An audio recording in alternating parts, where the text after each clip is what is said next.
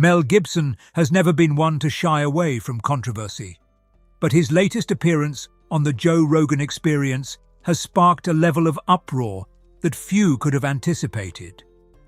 Unlike previous media appearances where he carefully chose his words, this time he seemed entirely unfiltered, speaking freely about subjects most celebrities wouldn't dare touch.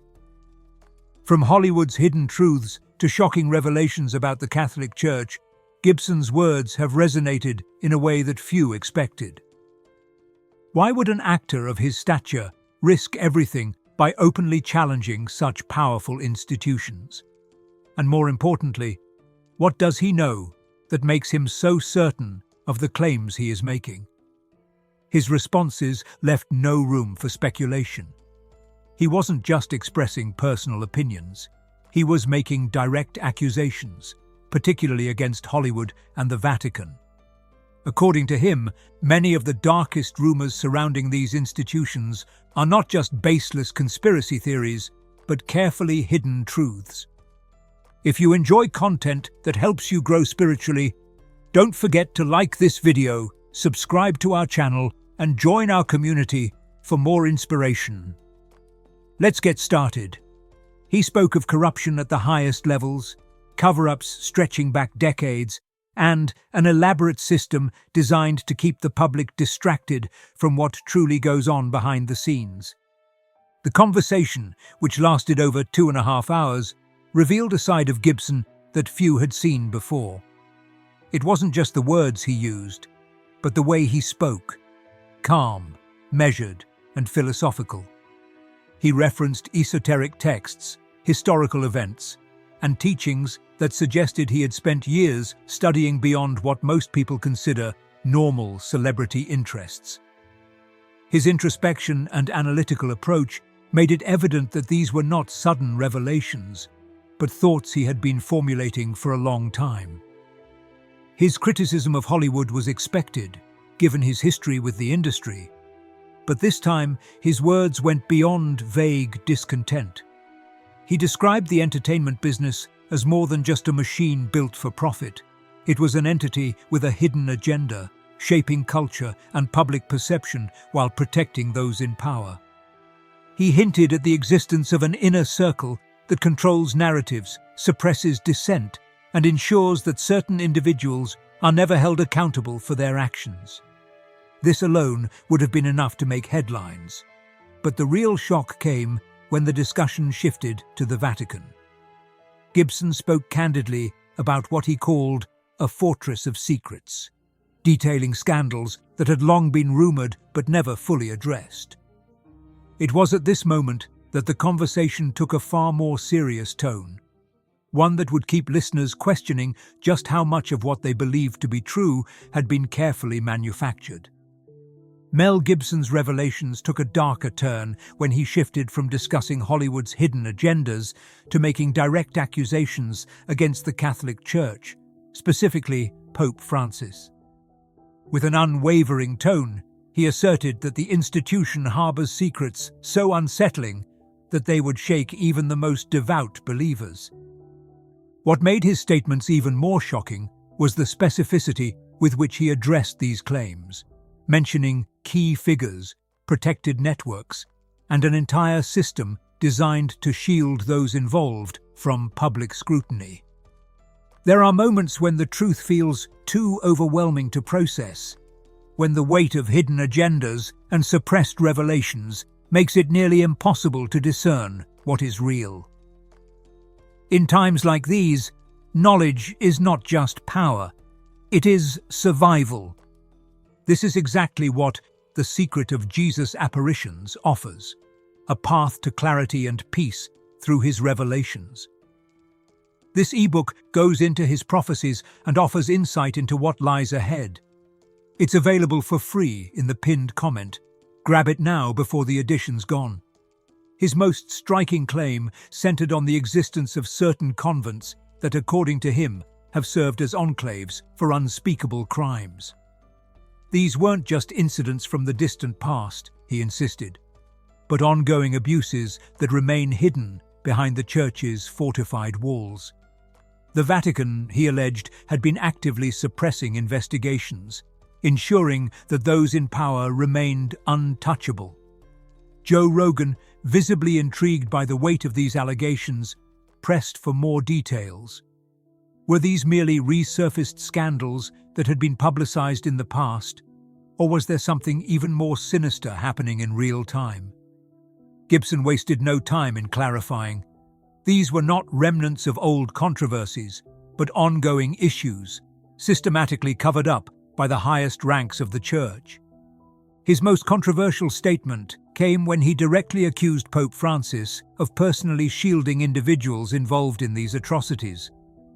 He spoke of confidential Vatican documents, testimonies silenced by intimidation, and a web of corruption that extended far beyond what the public had been led to believe. His words had a strong impact because he spoke with such certainty. He wasn't just guessing. He said he had studied and found this information through sources inside the institution. Gibson went on to discuss how these actions contradicted the very foundation of Christianity.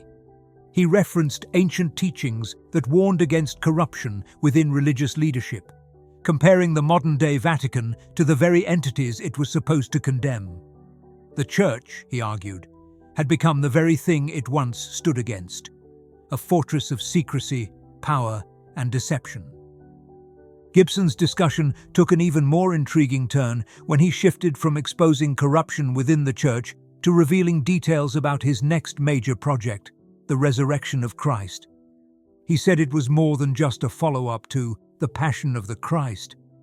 He said it was greater, full of symbols and things that most people might not quickly understand. He spoke of his fascination with ancient texts and esoteric philosophies, which he claimed had influenced his approach to storytelling in ways few directors dared to explore.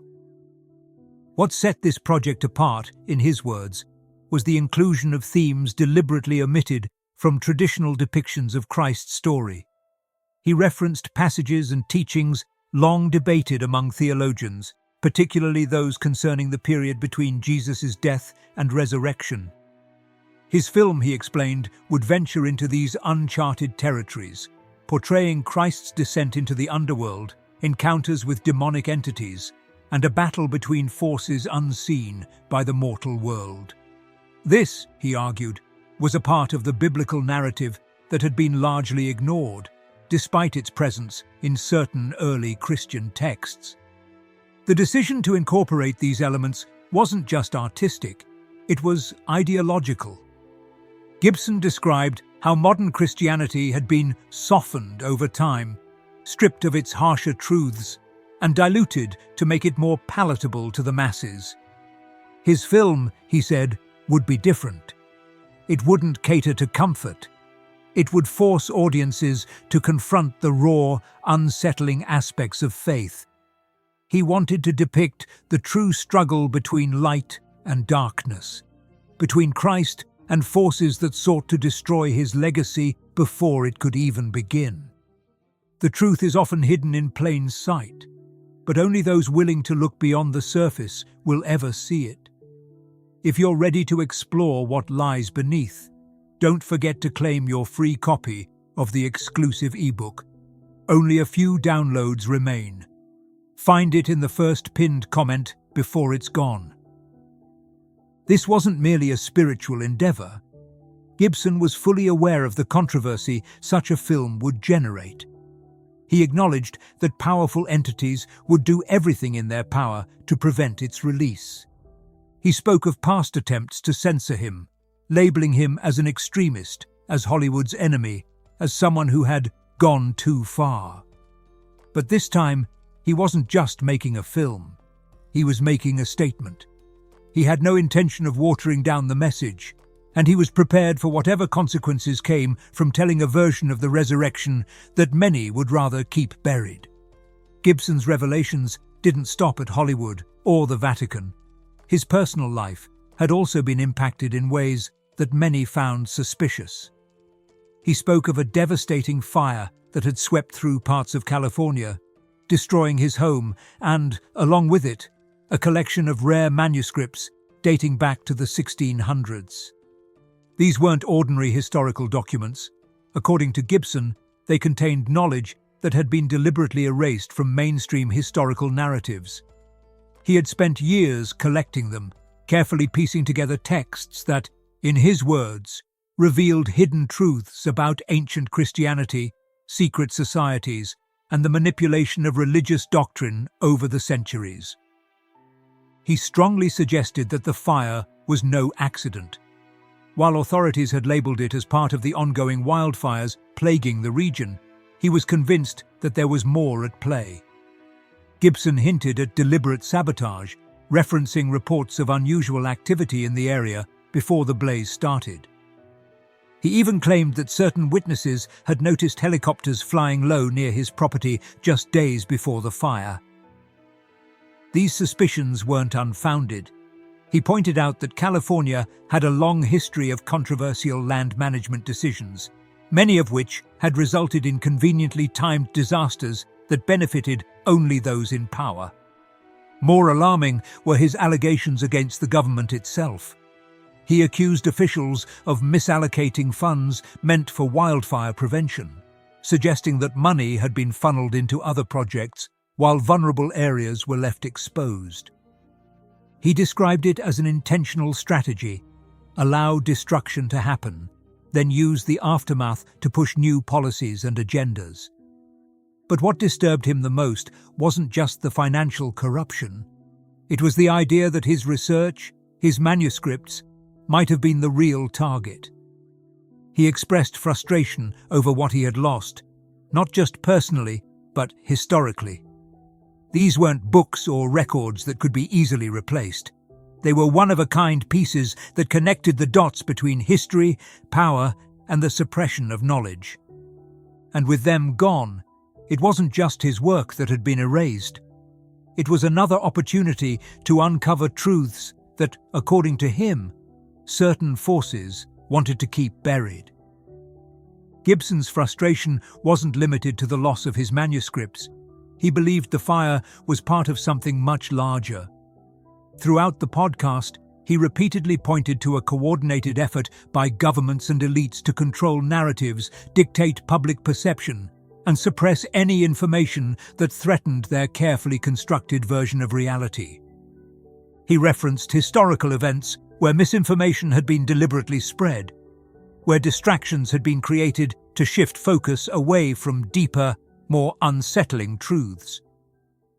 Revelations like these don't come without consequences, and information this powerful is rarely left in the open for long. Secure your free copy of the ebook now. Supplies are running out. Check the first pinned comment.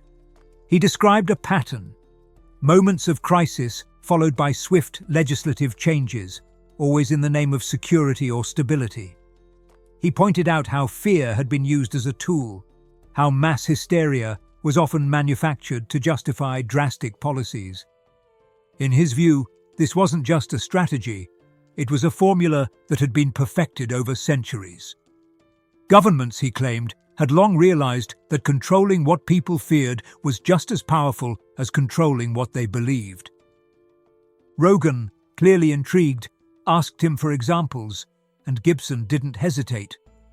He spoke about times in history when media had deliberately misrepresented key events, when political leaders had used deception to justify wars, economic shifts, and sweeping social changes. He suggested that many modern crises were not as organic as they appeared, that behind each one, there was always someone benefiting, someone gaining power while the general public remained distracted. The conversation took a darker turn when he linked these manipulations to something even more insidious: the orchestration of global narratives by an elite few. He brought up financial institutions, multinational corporations, and private entities that wielded more power than entire nations. According to him, these groups dictated policy, owned media channels, and ensured that only certain perspectives ever reached the public. They weren't just shaping the present, they were shaping the future, designing a world where control was absolute and dissent was neutralized before it could even begin. This wasn't a theory based on speculation, he insisted. He had seen firsthand how the industry worked, how influence was leveraged, how voices were silenced when they became inconvenient. He had watched people's reputations get dismantled, their careers destroyed the moment they stepped out of line. He had experienced it himself. That, he said, was why he spoke so openly now, because he understood that there was nothing left to lose, and the truth, no matter how dangerous, was the only thing that mattered. Beyond the accusations, the lost manuscripts, and the exposure of hidden agendas, Gibson's words carried a powerful undertone, one rooted in a philosophical and theological perspective that had clearly shaped his understanding of the world. Throughout the conversation, he made references to esoteric teachings, ancient wisdom, and the nature of power as something that transcended politics and finance. There was a sense that he wasn't just speaking about conspiracies. He was speaking about a much older battle, one that had existed for centuries between knowledge and control, between truth and deception. He spoke at length about the way religious doctrine had been altered over time, how interpretations of Scripture had shifted to serve the needs of institutions rather than spiritual enlightenment. He pointed out how certain texts, particularly those dealing with the mystical and supernatural aspects of faith, had been deliberately suppressed or deemed non-canonical. These weren't just lost relics of history. According to him, they contained keys to understanding forces that still operated in the modern world, forces that were now masked under the guise of political and corporate influence. As more pieces of the puzzle come together, it becomes clear that understanding the bigger picture is more important than ever. If you want to know more and connect the dots yourself, grab your free ebook now, before the last copies run out. This perspective tied into his views on Pope Francis and the changes happening within the Church. One of his biggest concerns was the idea that the Vatican had begun embracing ideologies that blurred the lines between Christianity and other belief systems. He cited Pope Francis's remarks on the inclusion of Pachamama, a spiritual figure from indigenous South American traditions, within Catholic spaces. For Gibson, this wasn't about cultural inclusion. It was a fundamental contradiction to Christian teachings, a direct act of apostasy that signaled something far more profound than a mere shift in doctrine. He framed this as part of a larger trend, a dismantling of foundational beliefs meant to weaken institutions from within. He argued that once the Church lost its spiritual core, it became nothing more than another bureaucratic entity, subject to the same corruption and manipulation as any other global power structure. He warned that the consequences of this shift wouldn't just be theological, they would be societal. A world without firm moral and spiritual anchors, he suggested, would be far easier to control, far easier to manipulate into submission. If this message makes you think, and you feel it connects with you, don't forget to like it, subscribe to the channel, and leave a comment. Also, if you really want to support our work and help us keep creating valuable content, consider giving us a super thanks. Join this amazing community and don't miss any news. Rogan, clearly fascinated, asked if he believed this was intentional. Gibson's answer was immediate: absolutely. He believed that there was a concerted effort to reshape not just religion, but the very way people perceived reality itself. He described it as an engineered dismantling of traditional values, designed to leave people disoriented, disconnected, and, ultimately, dependent on the systems that sought to govern every aspect of their lives.